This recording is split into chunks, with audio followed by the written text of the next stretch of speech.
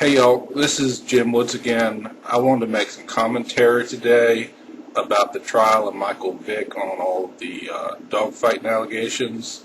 I'm going to be talking about some serious ideas related to this in my effort to offer him a defense, and therefore I'd ask that the following people please not watch this video because frankly they couldn't handle it. If you're an imbecile, an idiot, a wahoo, or a pedophile, now's the time to take off. Seriously, y'all need to go now. See ya. Bye. I don't know about you, but I didn't think they were ever going to leave. Getting back to the issue at hand, Michael Vick and his criminal prosecution for allegations related to dogfighting.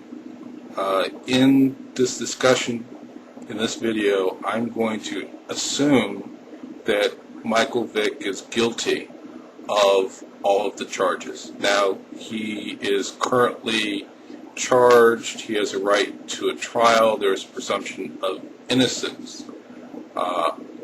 However, for the point of argument, I'm going to assume for the moment that he is guilty of all of the allegations, all of the most grotesque things that may have turned your stomach from the indictment related to the destruction of the dog through electrocution and hanging. I'm going to investigate two different issues here. One, political, related to the charging and the trial, and the second, ethical. In the first realm, my argument is going to be that Michael Vick should not be charged with this crime, that he should incur no criminal penalties for any of the allegations that have been lodged against him. Now, that would raise a large question in people's minds of, well, what he did seems awfully wrong. Where are the consequences? So in the second part, I'm going to look at ethical issues related to this case. For this argument, these are my own conclusions.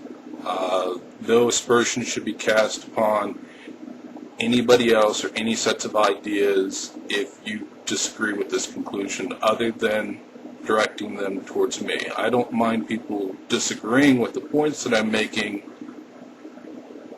I can accept the fact that you're wrong.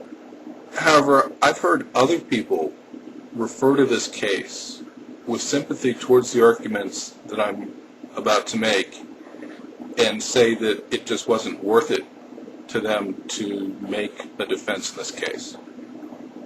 As a fellow Virginian, I'm concerned about the injustice that is being committed against Michael Vick by the federal prosecutors. Now for the arguments about why Michael Vick, despite the grotesqueness of all the allegations against him, should be charged with no crime. The purpose of government is the protection of individual rights, at least of a proper and good government. A right is something that pertains only to men, to humans. Animals have no rights. Zero. None.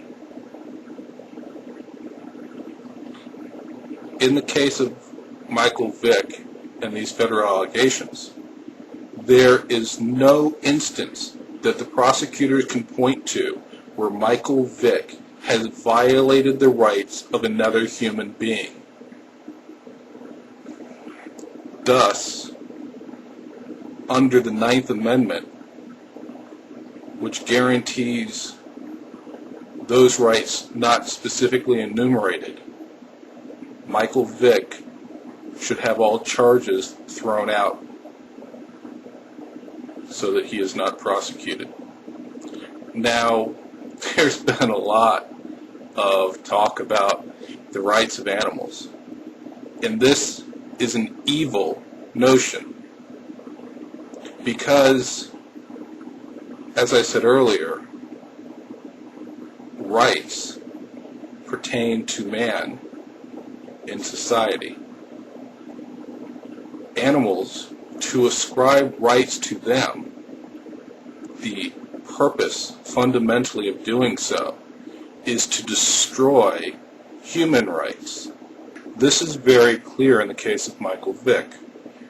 He is accused of killing his own dogs, his own property, and engaging in dogfighting, which would result in the injury and possible death of his own dogs, and to have engaged in cruel treatment of his animals in training them to do this. Now, his animals have no rights. They're his property to do with as he wishes. However, in wanting to charge Michael Vick, he is threatened with prison, having his life taken away from him and put into a jail cell. He is threatened with theft of his property through fines related to these charges. And absolutely most egregiously, these laws permit people to dictate to Michael Vick what should be done with his property. This is not something that could be done without creating the fantasy of animal rights. These bestial violators of human rights and the bandwagoners that follow them have engaged in some of the most inhumane actions in this case. Previously, Michael Vick had been accused by a woman of infecting her purposefully, knowingly, with a disease that is incurable, that she would have to maintain treatment for the rest of her life. This is something that Michael Vick should be held to account for. He violated, at least the accusation is, that he violated the rights of an actual person.